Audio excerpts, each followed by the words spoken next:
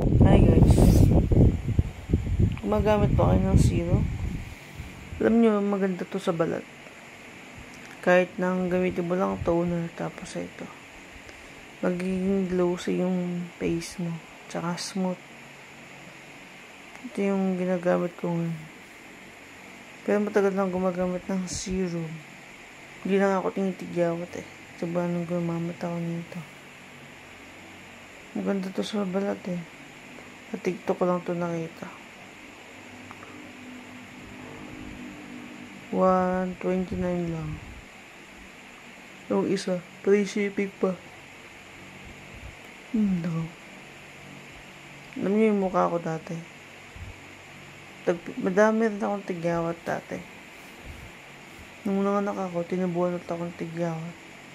Pero, binalik ko yung ginagamit kong toner. Yung Rix. Tapos, nigyan ko ng cream. Ngayon, hindi na ako nagkikream. Serum na lang. Maganda pa. Try nyo din para maging glossy yung face.